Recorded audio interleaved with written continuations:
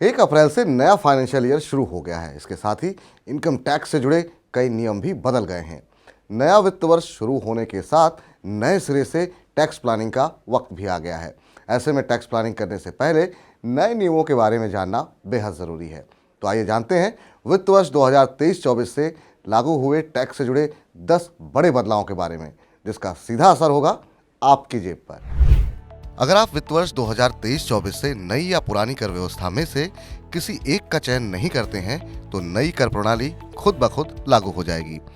अगर आपको कटौती एवं छूट वाली पुरानी कर व्यवस्था में बने रहना है तो पुरानी व्यवस्था चुननी होगी।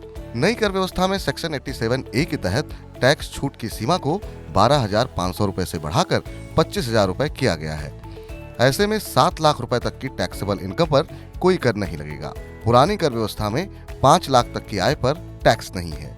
नई कर व्यवस्था में कर छूट की सीमा और आयकर दरों में बदलाव किया गया है। अब 3 लाख तक की आय पर कोई टैक्स नहीं है। 3 से 6 लाख रुपए की आय पर 5%, 6 से 9 लाख की आय पर 10%, 9 से 12 लाख की आय पर 15%, 12 से 15 लाख पर 20%, 15 लाख से ऊपर की सालाना कमाई पर 30% टैक्स लगेगा। सैलरीड व्यक्ति के लिए स्टैंडर्ड डिडक्शन अब नई कर व्यवस्था का हिस्सा होगा। इसके तहत करदाता को 50,000 रुपए का डिडक्शन मिलेगा। 15 लाख रुपए या उससे ज्यादा कमाने वाले वेतनभोगी को स्टैंडर्ड डिडक्शन के रूप में 52,500 रुपए का फायदा होगा। गैर सरकारी कर्मचारियों के लिए लीव इनकैशमेंट पर कर छूट की सीमा बढ़ाकर 25 लाख रुपए की गई है। पहले ये 3 लाख रुपए ही थी। इससे रिटायरमेंट या नौकरी छोड़ते वक्त कर्मचारी पर टैक्स का बोझ कम पड़ेगा। नई कर व्यवस्था में हाई सरचार्ज को 37% से घटाकर 25% किया गया है। ये दरें 5 करोड़ रुपए से ऊपर की इनकम पर लागू होंगी।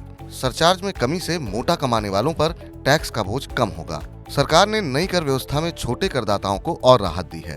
इसमें 7 लाख रुपए तक की आय पर कोई टैक्स नहीं है, लेकिन अगर यही आय 7,100,000 रुपए हो जाए तो 25,000 रुपए का टैक्स बनता है।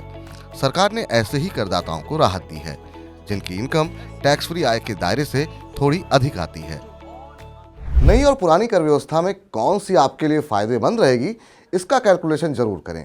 इसके लिए आप वित्त वर्ष 2023-24 की अनुमानित कमाई के हिसाब से दोनों कर व्यवस्थाओं में कर की गणना कर सकते हैं।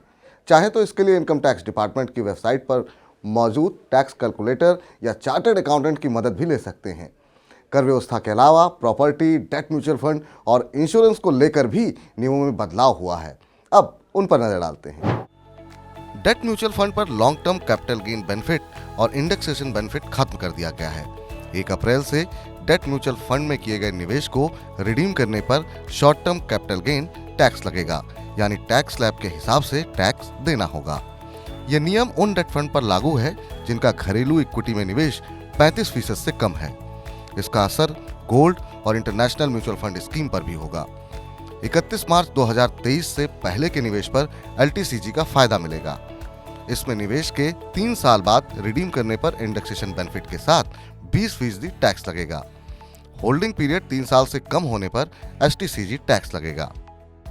1 अप्रैल 2023 या उसके बाद खरीदी गई जीवन बीमा पॉलिसी या पॉलिसियों का कुल वार्षिक प्रीमियम अगर 5 लाख रुपए से अधिक है तो मैच्योरिटी पर मिलने वाली रकम टैक्सेबल होगी। ये नियम यूनिट लिंक्ड इंश्योरेंस प्लान यानी यूलिप पर लागू नहीं होगा। 1 अप्रैल 2023 से सेक्शन 54 और सेक्शन 54F के तहत 10 करोड़ रुपए तक के कैपिटल गेन पर ही टैक्स छूट मिलेगी। अगर कोई व्यक्ति प्रॉपर्टी या शेयर जैसे कैपिटल एसेट के मुनाफे से कोई रेजिडेंशियल प्रॉपर्टी खरीदता है तो मुनाफे पर टैक्स छूट की सीमा सिर्फ 10 करोड़ रुपए होगी। इसके ऊपर जितना कैपिटल होगा उस पर टैक्स लगेगा। 1 अप्रैल 2023 से ये बड़े बदलाव लागू हो गए हैं।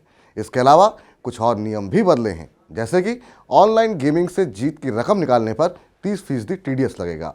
रीट और इन्वेट यूनिट धारकों को कर्ज की अदायगी के रूप में मिलने वाली रकम पर टैक्स लगेगा। ज्वेलरी या सिक्के को इलेक्ट्रॉनिक गोल्ड रिसिट और EGR को फिजिकल गोल्ड में बदलने पर कैपिटल गेन टैक्स नहीं लगेगा। घर खरीदने के खर्च में सेक्शन 24 के तहत क्लेम किए गए ब्याज को शामिल नहीं किया जाएगा। मार्केट लिंक डिवेंचर के रिडम्पशन से कमाई पर अब short term capital gain tax लगेगा।